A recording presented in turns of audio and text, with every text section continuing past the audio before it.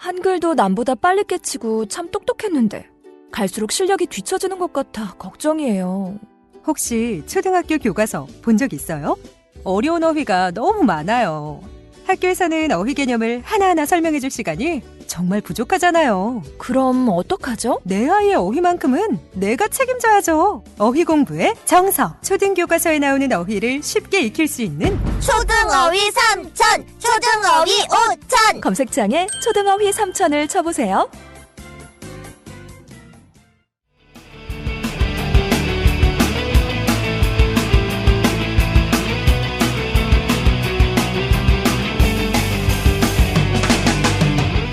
살면서 누구나 한 번쯤은 궁금해하지만 아무도 정확히 알려주지 않는 주제들을 선정해서 얕게 한번 파보겠습니다. 지적 대화를 위한 넓고 얕은 지식, 줄여서 지대너비앗 129회 내가 받고 싶은 새해 선물 특집 지금 시작합니다. 두 주간 잘 보셨습니까? 오늘은 자기소개로 시작하는 회차입니다. 저는 신자유주의 미스테리 관심 많은 최 사장입니다. 안녕하세요. 새해는 닭의 해 아닙니까? 예, 닭의 연구죠. 놀랍게도 제가 닭띠입니다. 집 나이를 공개하시는 겁니까? 예. 어떤 사람들은 자기 띠를 말하면 몇 살인지 사람들이 맞추더라. 난 그게 너무 신기해. 그래요? 24살. 맞네. 그 24살이에요? 예. 12살 아니고? 그렇군요. 한 49인 줄 알았지. 올해 새해에는 많은 분들이 뜻하는 바를 잘 이루시길 기원하면서 인사드리도록 하겠습니다. 그래서 누구신데요? 깡쌤입니다. 깡쌤이시군요. 네. 알겠습니다. 덕이 많은 덕실입니다. 덕실이 요즘에 살이 계속 빠지고 있어요? 오, 맞아요. 그냥 관성이 붙었나 봐요. 빠지던 관성으로 빠지네요. 좋겠다. 진짜? 점점 잘생겨지고 있어. 아우. 한동안 그 못생김의 정점을 찍었다가 다시 잘생겨지고 있어요. 이야. 턱도 돌아왔어. 진짜. 그 안에 있는지 몰랐는데 그 안에 있네. 턱이. 네. 그러니까요. 이렇게 하면 또 투턱이 되기도 하고. 근데 지금 딱 이제 한 달 좀 넘었나요? 2달? 다이어트? 예. 한지는 좀 됐어요. 한 3달 정도 된 것 같아요. 3달? 딱 이 정도 이제 한계라고 봅니다. 정답. 이제 한 3달 지나면 원래 모습으로 돌아가고. 이제 몰락의 길을 걷는군요. 알겠습니다. 기대하겠습니다. 안녕하세요. 김도희입니다. 새해 복 많이 받으세요. 새해 복 많이 받으십시오. 김도인도 살 빠졌네? 네. 그래요? 여기 살이 많이 빠졌습니까? 전 요즘 좀 잠을 계속 못 자가지고 살이 빠진 것 같습니다. 왜 잠을 못 잤어요? 그냥 기분이 안 좋아서. 하루 종일 자서 그런 거 아니야? 네네. 아직 계속 자니까 알겠습니다. 그래서 오늘 2017년 새 에피소드로 돌아왔습니다. 네. 우리가 매년 몰랐는데 매년 새해 선물 특집 하지 않았습니까? 맞습니다. 네. 반응이 좋았었는데 올해도 새해 선물 특집으로 돌아왔습니다. 그런데 이번엔 좀 다르게 새해 선물 우리가 드리는 게 아니라 내가 받고 싶은 새해 선물 특집 내가 이걸 받고 싶다 네. 편으로 저희가 준비를 했습니다. 올해 새해 선물 특집은 내가 받고 싶은 건가요? 그럼? 그렇죠. 방송을 그 회차 때 하는 사람이 받고 싶은 거 내가 받고 싶은 거. 난 있어요. 금괴 이런 거. 그죠. 금괴와 삼성 이런 거. 그렇습니다. 그래서 오늘 첫 번째 시간으로 독실이가 네. 독실이가 뭘 받고 싶어 하는지 궁금합니다. 사실 되게 이제 짠하고 공개하고 싶었는데 우린 다 이름이 나오지 않습니까? 그렇죠. 에피소드 명에. 제목에. 그래서 다 알아버릴 것 같은데 이거 공개해야 되나? 무조건 에피소드 명이 나와야 돼요? 덕실이의 받고 싶은 선물 하면 안 돼? 수리부엉이가 나와야 되고? 그럼요. 수리부엉이군요. 수리부엉이. 나와야 돼. 안 나오면 재밌지 않을까요? 오히려? 재미없습니다. 제목이 나와야지. 그래요? 그렇군요. 그럼 수리부엉이가 갖고 싶어? 저는 되게 언제나 좋아하는 동물을 이제 꼽자면 고양이랑 수리부엉이가 있었거든요. 근데 고양이는 이제 사실 가질 수 있잖아요. 그런데 개인이 소유하기 조금 많이 어려운 것 중에 하나가 이제 사실 수리부엉이거든요. 이 얘기를 예전에 우리가 독실한테 들었어. 그 수리부엉이를 정말 좋아한다는 거야. 그 맹금류라고 하네. 네, 맹금류. 그걸 계속 보고 있대. 약간 변태구나 생각했어요. 오늘 잠깐만 이거 방송에 나간 적이 없어요? 수리부엉이 좋아한다는 게? 이게 방송은 안 나갔던 것 같아. 네. 우리 밥 먹으면서 얘기했던 것 같은데. 그래요? 그래서 오늘 독실이가 갖고 싶은 선물 수리부엉이. 네. 기대됩니다.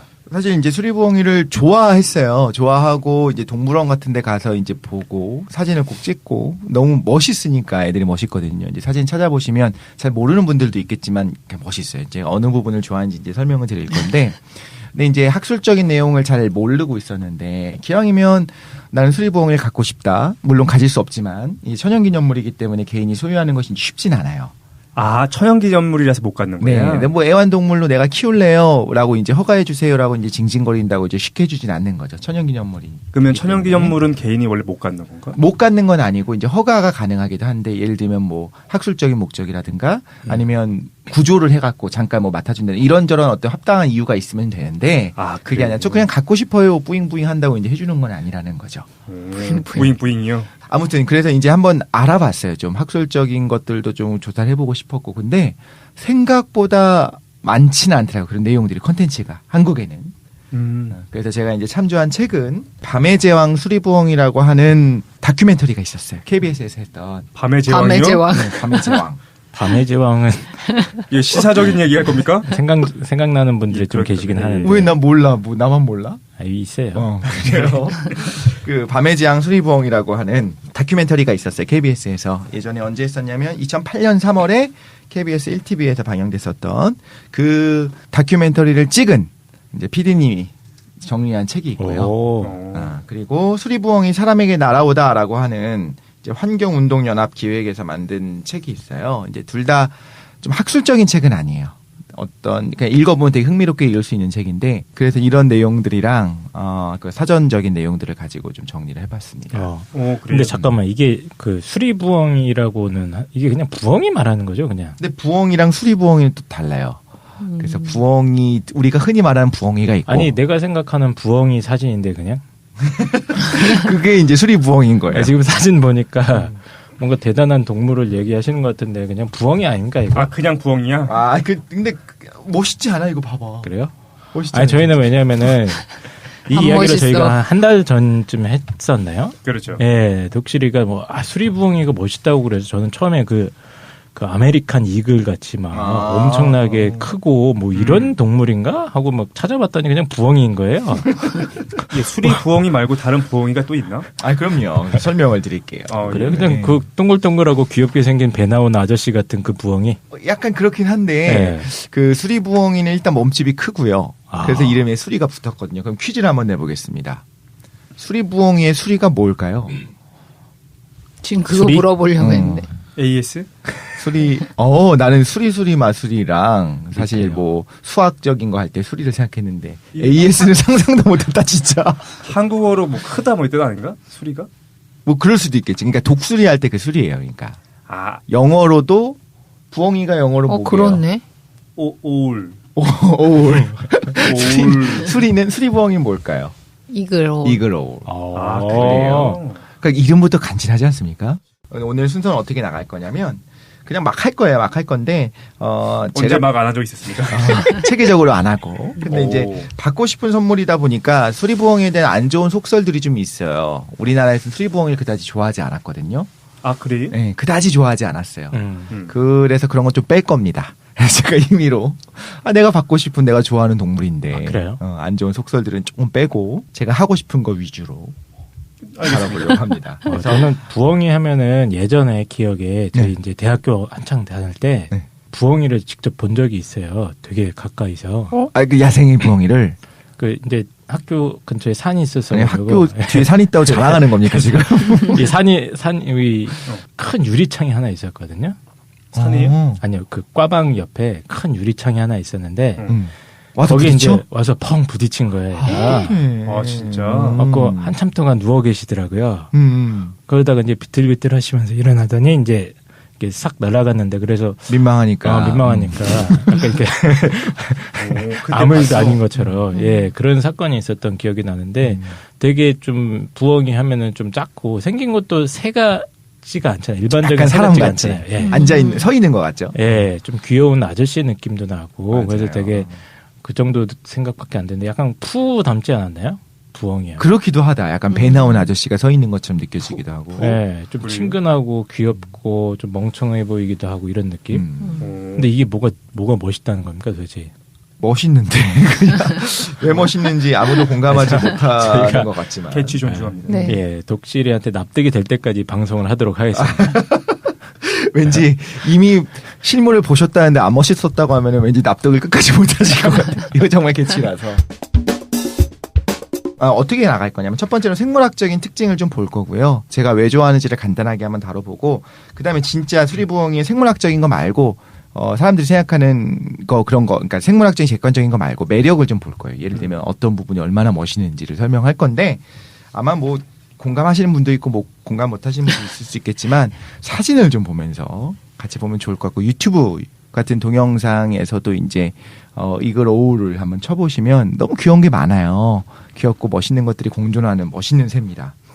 이렇게 멋있다는 말에 오늘 한 1000번 정도 할 것 같은데. 이거 진짜 공감 못할 것 같아요. 저 깡쌤이 자료 찾으시는 거 저 보고 있는데. 안 멋있다고요? 독실님의 그냥 콩깍지인 것 같아요. 마치 자기 그냥 애인 자랑했을 때 공감 안 되는 것처럼. 잠깐 뭐 보고 계시는데? 수리부엉이 사진들. 사실 제 아내도 뭐 그냥 뭐 괜찮아. 진짜 얘 안 멋있어. 그러니까 멋있진 않고 그냥 괜찮아라고 하더라고요. 그래서 그렇습니다. 일단 생물학적으로 얘가 이제 계통을 알아봐야 되지 않겠습니까? 분류학적으로 어디에 속하는지. 사실 수리부엉이 하면서 이것저것 좀 이야기를 하게 될 것 같아요. 얘는 어떻게 되냐면 종속과목 강문계라고 들어보셨습니까? 네네. 그럼요. 옛날에 우리가 식물, 동물 이런 걸 분류를 할 때 이제 종속, 과목, 강문계 이런 순서대로 이제 분류를 하게 되고 이제 큰 게 역순이에요. 작은 거부터 가는 거고요. 네.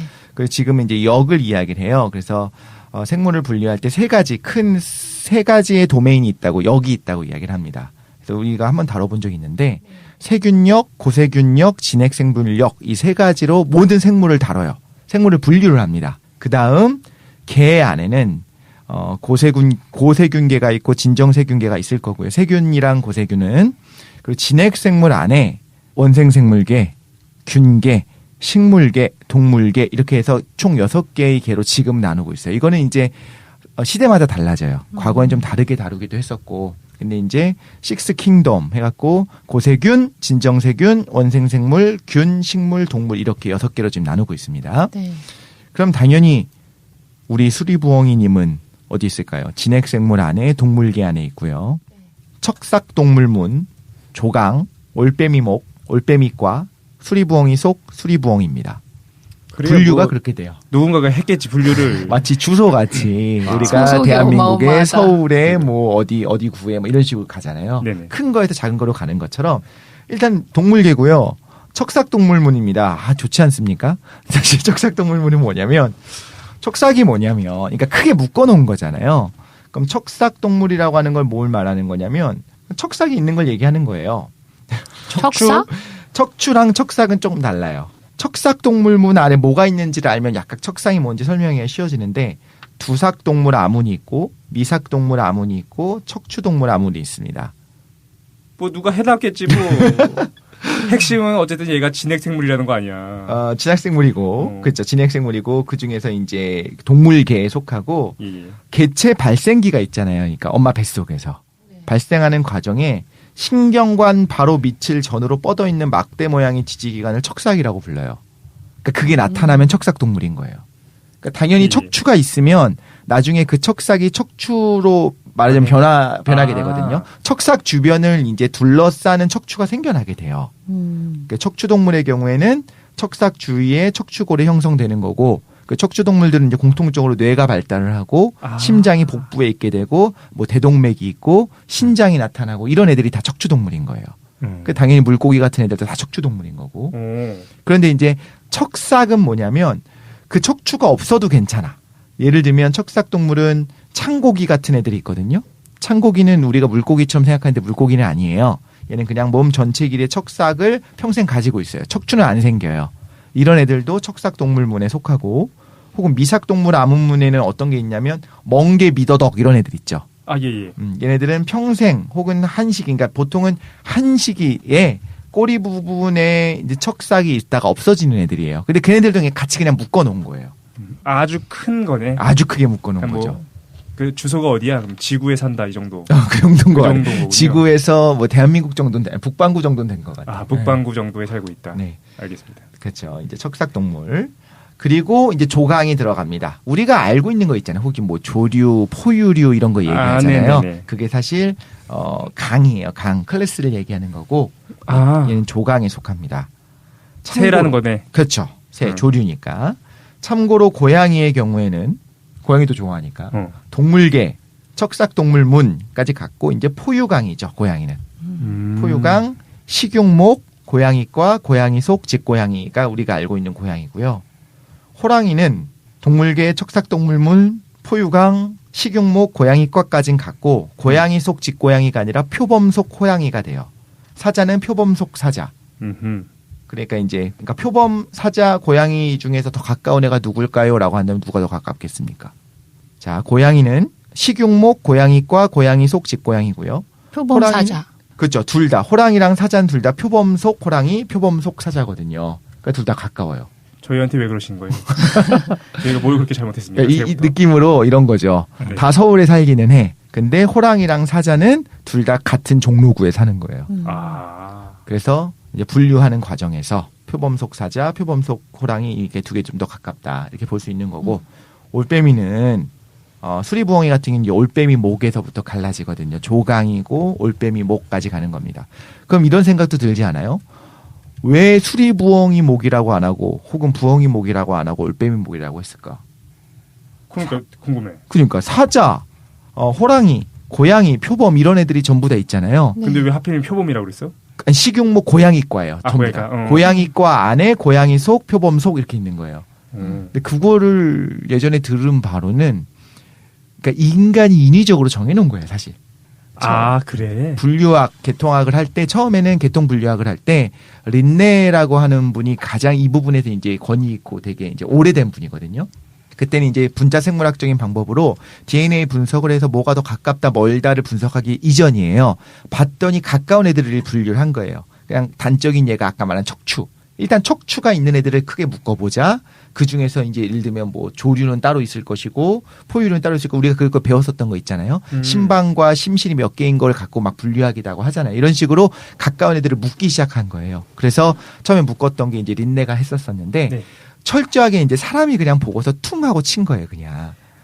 얘가 어쨌든 대표적인가 보다라고 네네. 정한 거는 어떤 유전적인 그런 과학적 기술이 발전되기 이전 거니까. 네. 얘네들을 하나로 묶어놨는데 그 중에 가장 표본이 될 만한, 가장 대표할 만한 애를 딱 뽑아봤더니 네. 걔가 그거였더라. 그래서 올빼미가 됐더라. 혹은 이 경우에는 사자, 호랑이, 표범, 고양이 중에서 가장 표본이 될 만한 거는 고양이더라. 그래서 이제 고양이과 이렇게 정해놓은 거죠. 그렇군요. 근데 이제 인간 위주로 정하다 보니까 나중에는 이상한 것들이 발견이 될 때가 있잖아요. 이런 게 있는 줄 몰랐는데 이상한 것들이 발견돼. 그럼 얘네들을 같은 거 안으로 이제 분류 안에 집어넣게 되고 그때는 뭐 아종, 아문 이런 개념들이 생겨날 수밖에 없는 거죠. 그러니까 유대류라고 하는 애들이 어디에 주로 살고 있냐면 오스트레일리아에 살고 있어요. 호주 대륙에 있어요. 유대류? 네. 얘네들도 이제 포유류인데 일반적으로 우리가 알기로 포유류는 뭐냐면 알을 낳지 않고 엄마 뱃속에서 태반이 형성되는 애들이거든요. 그렇지, 포유류는. 그렇죠. 그래서 이제 낳으면 이제 젖을 먹이는 거고. 그런데 유대류라고 하는 애들이 처음 발견됐을 때는 오스트레일리아에 있으니까 이제 잘 몰랐던 거죠. 근데 얘네도 이상한 거예요. 태반이 형성이 잘 안 돼. 일단 아기를 낳아버려. 그 다음에 몸 안으로 다시 집어넣어서 주머니 안으로 집어넣어갖고 거기서 이제 젖을 먹이는 게 되는 거예요. 그러니까 출산을 먼저 해버리는 느낌인 거죠, 말하자면. 네. 근데 얘를 그럼 어디다 집어넣을 거냐. 조류는 아니고. 그렇다고 파충류도 아니고. 파충류지. 이상하잖아요. 그러니까 이런 식으로 조금씩 수정은 돼요. 이제 포유류 안에 이런 걸 집어넣는 거죠. 유대류도 이런 그런 것들이 있더라. 오케이. 자, 이런 식으로 들어간다고 보시면 됩니다. 좀 어떻게 보면 허접하게 느껴지기도 하고 피상적인 기준이에요. 그때 학자들 간의 논쟁이 있기도 하고요. 네. 이런 기준들은. 아무튼 우리가 관심을 갖는 수리부엉이는 올빼미 목, 올빼미과, 수리부엉이 속, 수리부엉이가 됩니다. 오케이. 네. 그럼 올빼미과에 뭐가 있는지도 한번 보면 좋겠죠. 아까 왜냐면 우리 깡쌤께서 수리부엉이 사진을 보더니 그냥 부엉이 아니냐 했는데 일반적으로 올빼미들은 다 가까워요. 근처에 있어요. 잠깐 올빼미랑 또 부엉이랑 또 다른 거예요, 그럼? 그렇죠. 똑같이 생기지 않았어요? 일단 생긴 것도 조금 다르긴 하고요. 야, 뭐 귀 같은 게 없네. 야, 올빼미 좀 무섭게 생겼다, 야. 일단 일반적으로는 사람들이 이렇게 외운다고 해요. 올빼미는 이응이잖아요. 올이잖아요. 예. 그래서 귀깃이 없다. 삐죽한 게 없다. 근데 부엉이는 비읍이기 때문에 두 개가 튀어나와 있잖아. 네. 그래서 귀깃이 있다. 이렇게 외운대요. 천재인데? 올빼미와 부엉이. 이게 암기식 교육의 폐해가 아직도 이렇게 나와 있습니다. 그런가 봐요. 이게- 귀시라고 하는 게 이제 머리, 귀처럼 생긴. 사람들이 흔히 귀라고 생각하는 뭔가 눈썹 긴 거 있잖아요. 네네. 그게 이제 사실 귀가 아니고 귀깃이거든요. 그 귀깃이 너무 멋있어서 위험 쩔어서 제가 좋아하는 건데 부엉이를, 수리 부엉이를. 아, 귀 같은 게 있는지 없는지로 구분했구나. 네, 있으면 비읍 모양, 없으면 이응 모양 해서 올빼미 그래요? 부엉이라고 하는데 그것도 이제 예외들은 당연히 있어요. 원래 실제로 그래서 그런 거 아닙니까? 아닙니다. 이응과 비읍으로 해가지고. 아닙니다. 그래서 이제 부엉이 중에서 귀깃이 없는 애도 있고 올빼미 중에서 있는 애가 있나? 그러니까 부엉이 중에서도 없는 애들이 있어요. 그렇기 때문에 이제 귀깃만으로 이야기할 수 없는 부분들이 보통 올빼미 하면 이제 유격 훈련 받을 때 그렇네. 저는 109번 올빼미였는데. 아, 그렇습니까? 예. 그걸 아직도 기억하고 있어요? 트라우마로 남아있나 보네. 예. 알겠습니다. 자, 그래서 올빼미과 안에, 그러니까 올빼미과 안에 올빼미, 부엉이, 소쩍새 이런 애들이 있어요. 소쩍새도 친척이야? 소쩍새도 이게 한번 보세요. 소쩍새 생긴 게 귀깃이 있어요. 야, 어머. 소쩍새는 그냥 부엉이네. 너무 오랜만에 들어본다, 작아요, 소쩍새. 아, 이게 소쩍새였어? 그 이미지가 없으신 분들은 잘 모르겠을 텐데, 소쩍새를 보면 그냥 부엉입니다. 나는 새라고 해가지고 그 어떤 참새나 이런 걸로 하고 생각했는데, 그게 아니라 그냥 부엉이네, 소쩍새도. 부엉이 새 아닙니까? 참새랑 다르죠. 그렇군요. 네. 그래서 이제 올빼미과라고 하는 큰 덩어리 안에 이제 뭐가 있냐면 25개의 속이 있고 과 안에 속이 25개가 있고 종으로 따지면 189개 종이 있어요. 그러니까 굉장히 많이 분류가 돼요. 그중에 올빼미 속이 15개, 수리부엉이 속이 25개, 솔부엉이 속이 20개, 쇠부엉이 속이 6에서 7종 정도, 소쩍새 속이 45종이 있습니다. 그러니까 이건 어떻게 생각하면 되냐면 우리가 흔히 말하는 올빼미, 수리부엉이, 뭐 소쩍새 이렇게 얘기하는 게 보통 속이에요. 속 단위로 이야기를 해요. 그래서 속과 종을 이제 같이 이야기를 하게 되거든요. 굉장히 이 비슷비슷하게 생긴 놈들이 많네. 그렇죠. 이게 지금 그 뭡니까? 내셔널 독실그래피 아닙니까 지금? 그렇습니다. 그래서 처음에 생물학적 분류를 막 어렵게 설명하시길래 네. 이게 뭔가 했더니 조금씩 저희가 이제 부엉이의 어떤 신비 속으로 한 걸음씩 들어가고 있는 거군요 지금. 그 동네로 지금 찾아가고 그렇죠. 있습니다. 아, 알겠습니다. 이제 좀 이해가 됩니다. 몰랐는데 진짜 닮았구나. 소쩍새, 부엉이, 올빼미는 그냥 닮았죠. 그 특징이 네. 있어. 그러니까 얼굴 동그랗고 눈 크고. 전부 다 그래서 걔네들을 올빼미 목으로 분리를 한 거죠. 딱 봐도 분류할 수밖에 없게 생겼구나. 네네. 그렇죠. 참 수리부엉이는 학명이 부보부보릅니다. 부볼, 부보부보. 부보. 수리부엉이의 속명도 부보고 종명이 부보거든요. 그래서 이제 이명법에 의해서 속, 종, 소명을 같이 얘기를 해요. 예. 그래서 속명, 종소명을 이야기하기 때문에 부보부보예요. 뭐 그렇게 했지 뭐 부보라니까. 재밌지 않아? 귀엽지 않아? 아니, 부보부보가? 학술적으로 네, 학술적으로. 부보 이게 뭐야? 린네. 린 린네가 이름을 명명했기 때문에 이제 명명자를 붙입니다. 부보부보 L, 부보부보 린네. 린네라고 하는 사람 아까 얘기했던 그 사람이 처음에 이제 명명했는데 우는 소리가 부보부보 하고 운다고 해갖고 부보부보 이렇게 붙였대요. 에이, 설마 그분이 그렇게 했겠어요? 그렇게 해요? 아 진짜로 꼭꼭 울면 이제 닭으로 이렇게 하거든. 그렇게 할 수도 있겠지. 알겠습니다. 근데 아, 이제 진짜야? 네네. 농담이 아니고? 농담이 아니고 우는 소리가 부보부보라고. 막 붙이네 이 양반도. 근데 이상한 거 붙이는 것보다 그게 제일 낫다. 그럴 수도 있지. 근데 이제 이런 학명 있잖아요. 네, 학명을 하는 것도 원칙들이 있어요. 일단 아까 말한 것처럼 사람은 학명이 뭡니까? 우리가 알기로 사람. 호모. 닌겐. 호모 그다음 이름까지 아는데 다. 사피엔스. 호모 사피엔스잖아요. 근데 앞에 거는 뭐냐면 속명이고 뒤에가 이제 종소명이 돼요. 그래서 호모 사피엔스인데 뜻이 뭔지 아시죠? 뜻이 뭐예요? 지혜로운. 슬기로운 사람. 그렇게 얘기하잖아요. 네. 그 사람이 호모고 사피엔스가 슬기로운 지혜로운 이렇게 되잖아요. 그래서 어떻게 되냐면 항상 이름을 속명은 명사로 하고 종소명은 형용사를 써요. 그래서 지혜로운 사람, 호모 사피엔스 그렇게 이름을 붙이기 약속이 돼 있고 얘들 항상 라틴어를 쓰게 돼 있대요. 근데 그것도 왜 라틴어를 쓰는지도 신기해요. 왜 라틴어를 쓰게 해요?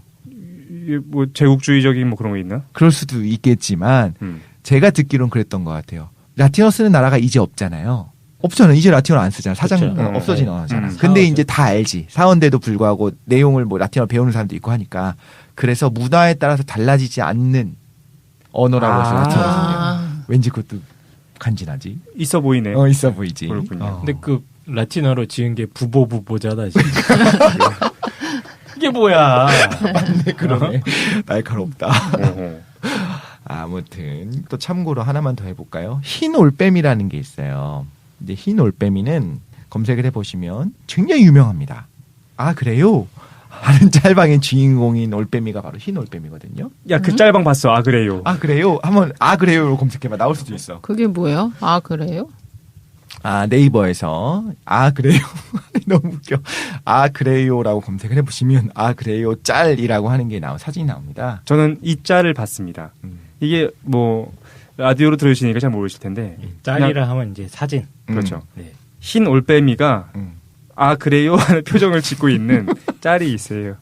아 근데 여기 나온 애가 진짜 흰 올빼미다. 네, 이름이 흰 올빼미예요. 어. 근데 이게 또 되게 재밌어요. 그러니까 짤이라고 하는 걸 잠깐 설명을 드리자면 인터넷 용어긴 한데 잘림 방지 아니야? 예전 디시인사이드라고 하는 사이트에서 네네. 갤러리를 갖고 사람들이 이제 소통을 했어요. 근데 갤러리기 때문에 거기 사진을 올렸어야 됐거든요. 사진을 안 올리고 자기 하고 싶은 말을 하면 그게 잘렸어요. 말하자면 지워졌어요. 네. 그래서 지워지는 걸 방지하자는 뜻에서 그냥 막 올리던 사진을 이제 짤방이라고 불렀거든요. 잘림 방지용 사진이다. 아 그래서 이제 지금은 사진을 짤방 이렇게 이야기하는데 그 아 그래요라고 하는 그 사진의 주인공인 흰 올빼미 같은 경우에는 또 재밌는 부분들이 있어요. 얘가 뭐냐면 분류가 올빼미목, 올빼미과, 수리부엉이 속에 있는 흰 올빼미예요. 이거 이상하지 않아요? 아 그러면 얘가 수리부엉이보다 더 안쪽에 있는 안쪽에 거죠. 있네. 그래서 이제 얘는 올빼미인 줄 알았어요. 사람들이 다. 린네도 그렇게 알았을 거고 모든 사람들이 올빼미인 줄 알았는데 왜냐면은 귀깃이 없어. 귀깃도 없고 아무리 봐도 올빼미처럼 생겼어. 생긴 것도. 수리부엉이랑 되게 다르게 생겼어요. 근데 이제 미토콘드리아 유전자 검사를 해봤더니 2000년 들어가지고 아. 유전자 검사 결과 오히려 누구랑 더 가깝냐 수리부엉이랑 가깝더라. 그래요. 그래서 수리부엉이와 같은 맹금류인 게 밝혀졌습니다. 수리부엉이 애 중에서 뭐 돌연변이가 있고 그렇게 해가지고 얘가 그럴 수 나온 있는 거야? 거죠. 근데 얘는 또 수리부엉이에 있는 다른 애들인가 달리 좀 주행성이고 낮에 움직이고 귀깃도 없고 날갯짓을 할 때도 소리가 나요. 이게 되게 중요해요. 수리부엉이들은 날갯짓을 할 때 소리가 안 나거든요. 아 그래요? 신기하게도. 그죠? 이거 되게 신기해요. 신기한 특징이에요. 스텔스 모드가 되는 거죠. 그렇죠. 얘들은? 사냥을 위해. 멋있지 않습니까? 아, 근데 이름이 부보부보. 근데 이제 해리포터 좋아하는 분들이 혹시 있을까봐 해리포터에서 해리의 애완동물이 헤드위그래요. 제가 사실은 해리포터 잘 안 봐가지고 근데 해리포터의 해리의 애완동물이 바로 그 흰 올빼미입니다. 아 그렇습니까? 그래서 제가 재밌는 거 하나 찾았는데 네. 독일어명은 우후인데요. 우후. 우는 소리가 우후라고. 이 새끼들 막 지는구만. 생물학 뭐 쉽네 그냥. 근데 생각해보면 부엉이도 부엉부엉하고 운다고 해서 부엉이잖아요.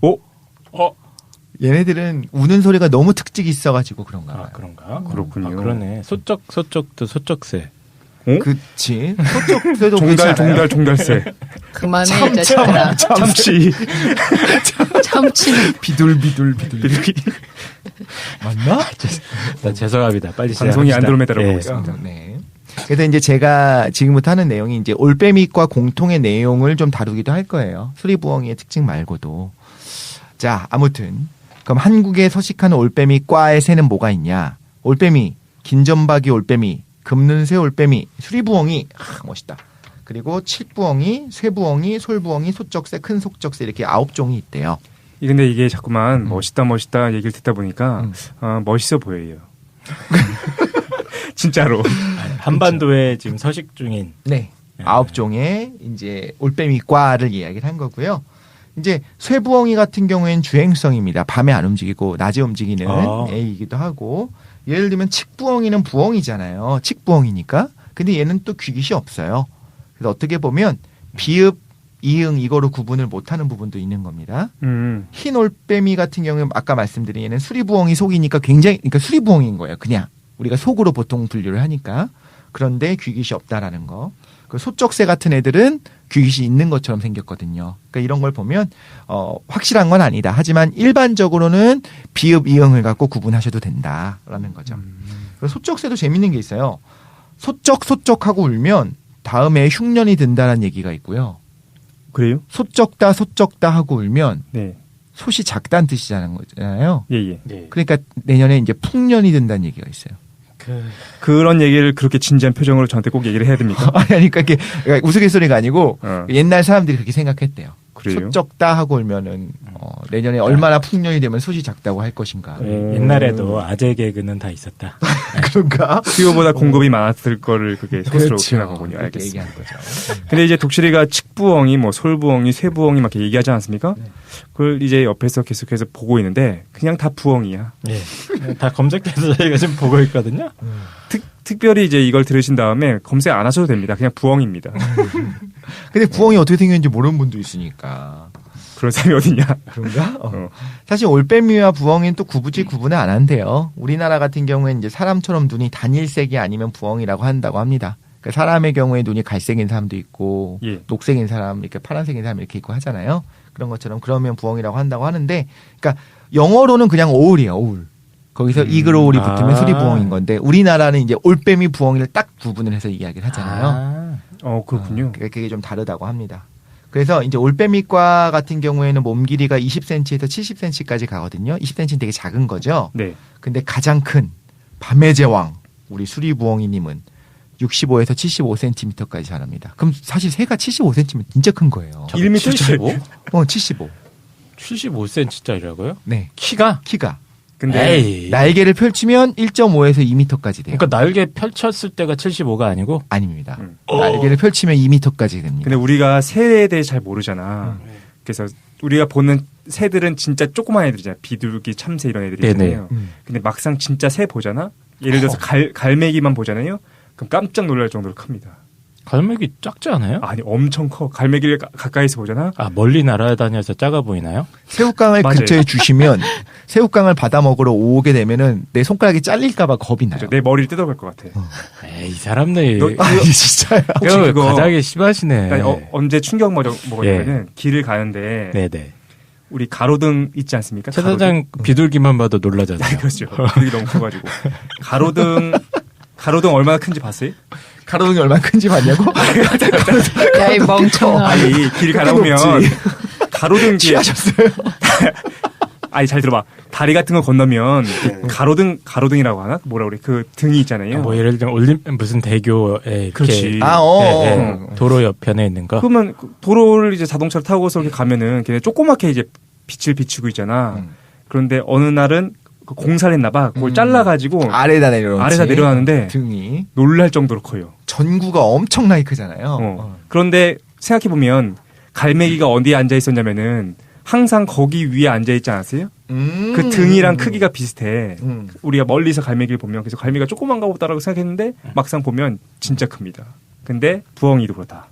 수리부엉이는. 부엉이는 훨씬 크다. 최대 크기가 한 50에서 70짜리가 있는 거네. 65에서 75cm. 아, 65cm, 몸무게는 75cm. 네, 1.5에서 4.5kg까지 커진다고 하고요. 그거는 좀 다이어트 한 애들입니까, 그럼? 좀 작은. 무게는 지금 별로 안 올빼미과 나가는데? 그런 거고 네. 실제로 이제 수컷이랑 암컷인데 암컷이 더 크거든요, 얘들은. 암컷이 3.5kg 정도 되고 수컷이 한 2.5kg 정도 된다고 해요. 수컷이 좀 작고 호리호리. 새들은 새라서 이게 좀 몸무게는 가벼운 원래 편인 가벼운 거죠. 편이구나. 뼈속도 막 비어 있고 그렇지, 그러잖아요. 맞다. 근데 놀라운 건 날개를 펼쳤을 때 2m까지 된다는 거니까 실제로 본 진짜 날개를 무서운 피면? 거죠. 최대 폈을 때. 예. 그거- 1.5에서 2m. 그걸로 싸다고 맞으면 아프겠네. 아프죠. 근데 새들이요, 특히 맹금류잖아요. 맹금류는 보면은 다리 부분 보면 되게 무시무시해요, 진짜로. 사진을 보면 우리가 다리를 좀 안 보거든요. 너무 이제 얼굴이 귀엽다 보니까 거기에 빠져들어가지고 다리를 안 보는데 다리가 제가 나를 움켜쥐면 정말로 내 눈깔이 뽑히겠구나라는 생각이 들게 생겼어요. 실제로 수리부엉이는 만약에 얘가 진짜 꽉 하고 이렇게 하면은 사람 남자 성인의 손을 뚫을 수 있을 정도의 양력이 있거든요. 그러니까 사실 전투력이 꽤 돼요. 다리가 무서워. 그렇구나. 다리가 진짜 간지나게 생겼네요. 음. 잘 보니까. 이야, 멋지네. 그죠. 두껍죠. 사실 이걸로 먹이를 뭐 잡을 테니까. 그렇죠. 움켜쥐니까. 그 맹금류로 분류가 된다면 이게 잠깐만요. 매 이런 놈들이랑 비슷한 놈이에요. 그럼 얘가? 그죠. 매. 매나 뭐 그 큰 흰머리 독수리. 독수리 엄청 크잖아요. 흰머리 수리. 네. 검은 머리 수리. 검독수리 이런 애들. 난 지금 그 자꾸 생각나는 게 그 우리 꽈방 유리창에 부딪힌 귀여운 부엉이만 생각하고 그냥 있었는데 귀여웠어요? 조그맣고 작은 애가. 예. 수리부엉이 아니었나 보다. 작았으면. 작았었던 것 같아요. 술인지는 뭔지 소쩍새 모르겠고. 아니야? 그럴 수도 있고, 예, 그냥 좀 이렇게 맹하고 그런 놈인 줄 같은데 이게 좀 무시무시한 놈이네. 그렇죠. 실제로 보면은, 그러니까 이게 사진으로 보면 귀엽기도 하고 동영상을 봐도 작은 애들이 나오니까 귀엽거든요. 근데 동물원에서 실제 수리부엉이를 보면 꽤 커요. 그래서 진짜 넋을 잃고 봐. 너무 멋있으니까. 그만해. 진짜로 그렇다니까. 알겠습니다. 자.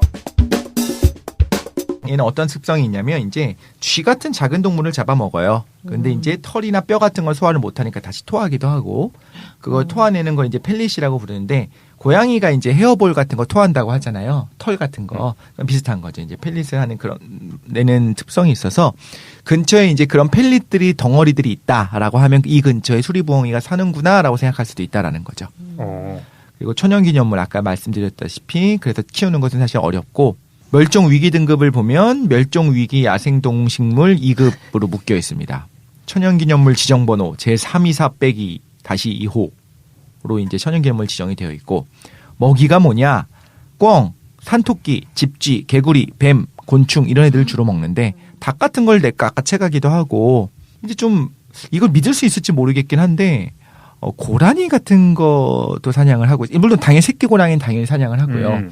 심지어 이제 기록에 의하면 거의 성체 근처가 된 늑대를 사냥해서 이겼다는 얘기도 있어요. 뭐 이야기니까 뭐 레벨 이야기가 다 이거죠. 근데 가능할 것 같기는 해요.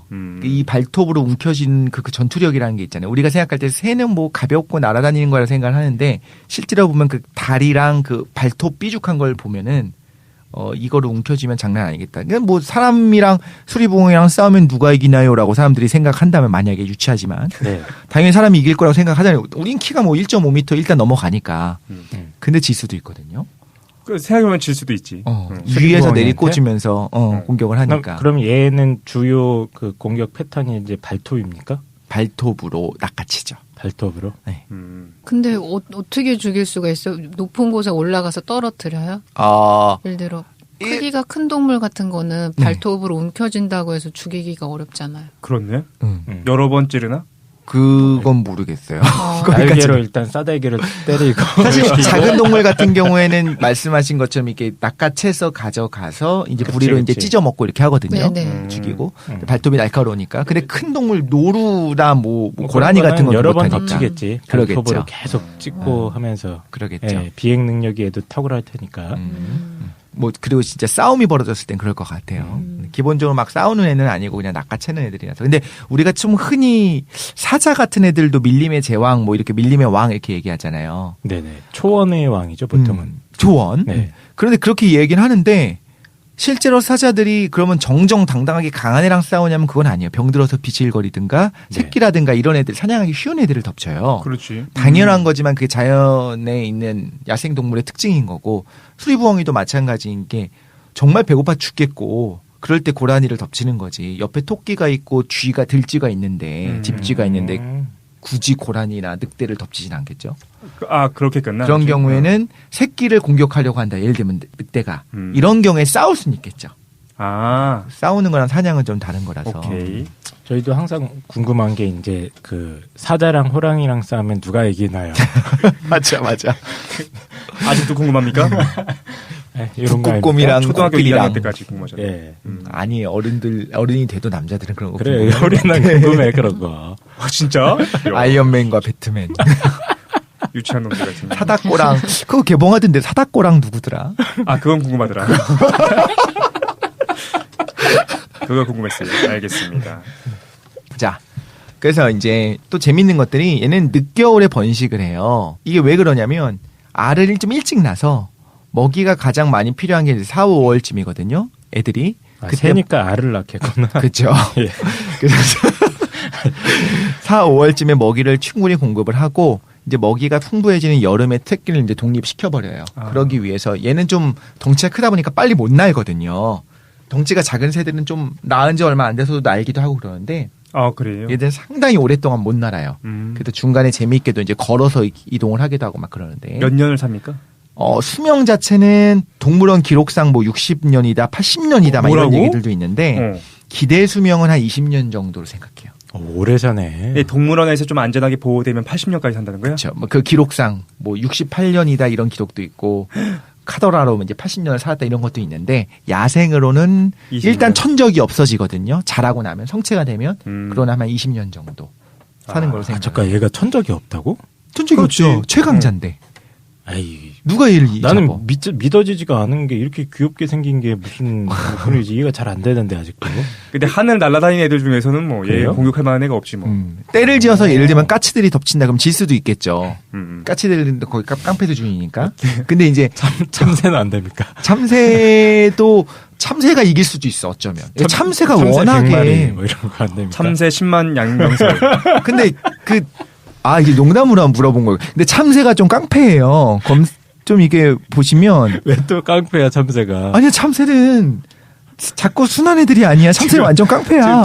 최 사장 표정이 지금. 아 근데 나는 그 이해돼요. 참새가 깡패라는 게. 왜요? 그 몰려다니는 애들이 계속 깡패짓 해. 강아지들 동네 강아지들 몰려다니면서 계속 깡패짓 하지 않습니까? 그냥 몰려다니는 애들이 문제야. 알고 싶지 않다. 참새는 일단 진짜. 전투력이 세요, 진짜로. 아 그래요? 그리고 지금 가만히 있지 않고 빨빨 걸리고 돌아다니고 여러 명이 이제 때를 지어서 막 이렇게 쪼고 그러기 시작하면은 큰 애들도 당하지를 못하거든요. 그래서 예를 들면 사자랑 코끼리랑 싸우면 누가 이길까요?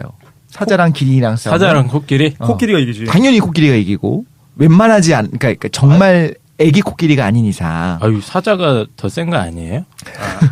혹은 아니야. 이제 병들지 않은 이상 기린이 이기잖아요. 일반적으로는. 그렇지, 기린 무서워. 물론 사자가 기린이 이긴다고요? 그럼요. 기린 키가 기린 무서워요. 무서워요. 어렸을 때 사자가 짱인 줄 알았는데. 근데 사자가 얘 생각보다 겁도 많고 안 될 것 같으면 도망가고 막 그러더라고. 네, 그렇다고 하더라고요. 정말 배고파 죽겠지 않으면 기린을 공격 안 하는데 이제 여러 마리가 합동해서 공격해서 이기기도 그렇죠. 하는데 하지만 이제 일반적으로는 이제 코끼리가 짱이고 이제 기린이 2위, 3위 이렇게 보잖아요. 네. 그렇다고 해서 기린이 사자의 천적은 아니거든요. 그렇지. 서로 터치하지 않거든. 그러니까 뭘 말하는 거냐면 수리부엉이가 제일 세다 이건 아닌데 수리부엉이를 잡아먹고 사는 애는 없는 거야. 그렇구나. 그러니까 천적이 없다라고 볼 수 있는 거죠. 사람이 천적이지만 하자면 옛날엔 박자하려고 잡기도 했는데 이제는 천연기념물로 법적 처벌 받으니까 이제는 그런 거 없어졌고 근데 뭐가 있냐면 뒤에 좀 나올 수도 있는데 약을 먹은 쥐를 먹고 옛날에 거의 떼죽음을 당했었어요. 쥐 잡기 운동을 할 때. 네. 혹은 지금도 약을 먹어서 비틀거리는 꿩을 먹고서 죽기도 해요. 이런 것들이 이제 문제가 되는 거긴 하죠. 언젠가 배트맨 대 슈퍼맨 이런 영화도 있지 않았습니까? 슈퍼맨 대 배트맨 맞나? 네. 어쨌든 망했잖아. 예. 있었지. 저희도 지대너비아 특집으로 사자 대 기린 뭐 이런 거 한번 누가 가장 센 동물인가 한번 해봤으면 재밌겠네요. 기린이 짱이야. 이 키지상주의. 기린끼리 싸우는 거 봤습니까? 목을 휘두르면서. 목을 이슬면서 싸우는 거 봤어요? 그걸 이제 다큐멘터리를 보면서 치열하게 싸우는구만. 근데 멀리서 보면 웃길 것 같은데 만약에 그 내 눈앞에다 기린도 직접 봤어요. 진짜 커요. 크죠. 진짜 네. 크고 기린 먹이를 준 적이 있었거든요. 바나나를 주면 먹는 데가 있었는데 그 어디였는지 까먹었어. 네네. 어느 동물원에서 줬는데 네. 아니 혓바닥이 혀로 그걸 이제 핥아먹듯이 그걸 그렇지. 가져가는데 혓바닥 길이가 제 팔뚝만 해요. 진짜로. 그 혀로 그 나뭇가지를 휘 감아가지고 그걸 이렇게 두드려 먹는 거잖아. 그러니까 무서워요. 얘네들이 귀여워 보였는데 바나나를 먹으려고 가까이 오는 걸 보니까 죽을 것 같아 진짜. 머리가 너무 커. 근데 맞아, 걔네들이 그 긴 목을 휘두르면서 싸우면은 나는 죽겠구나. 네, 그러니까 지상 최강 동물은 기린이다. 이 코끼리. 기린설. 코끼리다. 코끼리. 그렇군요. 2위가 알겠습니다. 기린이다. 네, 2위가 기린. 아무튼 수리부엉이 이제 동양에서는 불길함의 상징이기도 하대요. 부엉부엉하는 소리가 그렇게 좋지 않으니까. 근데 아까 말씀드린 것처럼 이런 건 넘어가겠습니다. 서양에서는 지혜와 장수의 상징이래요. 맞다. 아르테미스 여신 뭐 이런 게 상징 아닌가? 아테네인가요? 아테나. 그리스의 아테나, 네. 로마의 미네르바. 맞아요. 얘네들이 지혜의 여신인데 예. 얘네가 아껴서 자기의 상징으로 삼은 게 이제 부엉이가 됐기 때문에. 그렇군요. 그리고 부자새라고도 합니다. 집에 먹이를 저장하는 습성이 있어가지고 먹이들을 계속 잡아가지고 뭐 꿩이라든가 토끼라든가 쥐라든가 이런 애들을 집에다 갖다 놔요. 그래서 이제 부자라고 하는데 자 여기서 퀴즈를 내겠습니다. 제가 속담을 말씀드리면 그거의 뜻을 맞추시면 됩니다. 야, 이런 거 자신 있지. 단어 혹은 속담. 그러네 국문과네. 그래. 자 부엉이 살림이 뭘까요? 부엉이 살림? 음. 그런 표현이 있어요? 네네. 처음 듣는데. 나도 처음 들었는데 부엉이 살림? 자기도 모르는 사이에 살림이 조금씩 느는 거 있잖아요. 그걸 부엉이 살림이라고 한대요. 한국에서요? 돈 관리를 잘하나 봐. 그래? 부엉이 곳간은 그것도 마찬가지겠지 뭐 그러면. 뭐? 조금씩 어떤 부가 증식되는 거? 부가 증식되는 거. 없는 것이 없이 무엇이나 다 갖추어져 있는 경우를 비유적으로 이루는 말이 부엉이 곳간이라고 합니다. 그래요. 부자세니까. 좀 기분 나쁜 것도 하나 할게요. 부엉이 셈치기. 부엉이 계산하기. 부엉이 셈치기는 뭘까요? 자기 이득이 되는 방향으로 하려고 하는 건가? 부엉이가 수를 셀 때 반드시 짝으로 센대요. 이런 속설이 있었대요. 짝으로. 짝수로. 2, 4, 6, 8 이렇게? 네. 그래서 하나가 없어지면 안 돼요. 홀수가 되니까 짝수였다가. 네네. 근데 2개씩 짝으로 없어지는 거는 모른다는 뜻으로 하는 말이래요. 그래서 세상에 몹시 어두운 사람의 셈을 비유적으로 부엉이 셈치기라고 하는데 저는 부엉이 애호가로서 이 말 참 반대합니다. 짝수로 센다는 게 그 셈을 세는 주체가 부엉이라는 거야? 그럼 수도 셀 줄 아네? 그런데 이제 까마귀 같은 애들은 머리도 되게 좋다고 하는데 부엉이는 그렇지 않고 2, 4, 6, 8로 세기 때문에 한 마리가 없어지면 홀수가 됐네? 라고 하면서 아는데 두 마리를 가져가면 모른다는 거예요. 그러니까 멍청한 거를 이제 비유적으로 부엉이 셈치기라고 한다는데 속상합니다. 또 제가 반대하는 거 또 있어요. 부엉이 소리도 제가 듣기엔 좋다고. 속담이에요, 이것도. 부엉이 소리도 제가 듣기엔 좋다고. 지가 듣기엔 좋다고. 라는 속담이 있는 거야? 뜻은? 뭐 제 눈에 안경 뭐 이런 거. 뭐 그런 거. 그리고 고슴도치도 지 새끼 예쁘다고 한다는 것처럼. 그렇군요. 그렇대요. 세상에 제일 듣기 싫은 그런 부엉이 소리조차도 부엉이가 들으면 듣기 좋다라는 건데 부엉이 소리가 그렇게 듣기 싫나? 근데 밤에 가고 있는데 부엉 그러면 무서울 것 같아. 약간 공포 영화 보면 올빼미 소리 같은 거 나오잖아요. 부엉부엉은 아니고 우우 막 이렇게 울잖아. 부엉이가요?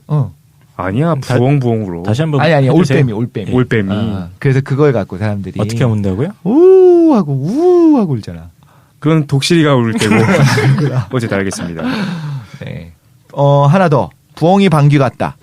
소리가 거의 안 난다 뭐 이런 거. 그럴 리가 없지 않습니까? 부엉이는 자기가 낀 방귀에도 놀란다는 뜻으로 사소한 일에도 잘 놀란다는 말이라는데 부엉이 그렇지 않은데 간지나는데. 부엉이 관련된 말을 단 한 번도 들어본 적 없어요. 지금 말씀해 주시면 처음 들어봤어요. 그러니까. 저희가 셋 다 관심이 없잖아요. 사실 저도 몰랐어요. 근데 이제 알아두고 싶다라는 생각이 들어서 부엉이 집을 얻었다라는 거는 부엉이가 닥친 대로 제 집에 갖다 둬서 거기 없는 것이 없다는 데서 나온 말로 횡재했음을 비유적으로 이르는 말이래요. 앞으로 이제 횡재하시면 와, 나 부엉이 집을 얻었어 라고 하시면 됩니다. 예, 그렇게. 부엉이지. 활용법까지 감사합니다. 갑자기 최 사장이 깜짝 놀란다. 이런 부엉이 방귀 같은 이렇게 하면 될 것 같아요. 예. 마음에 착착 와닿네요. 예. 이제 사실 제가 왜 좋아하는지 간단하게 한번 설명하고 그다음에 정말 부엉이의 매력, 특징을 한번 설명을 할 거예요. 그래요? 우리 잠깐 좀 쉬었다가. 그럴까요? 네. 그러면 우리 잠깐 쉰 다음에 네. 계속하도록 하겠습니다. 네.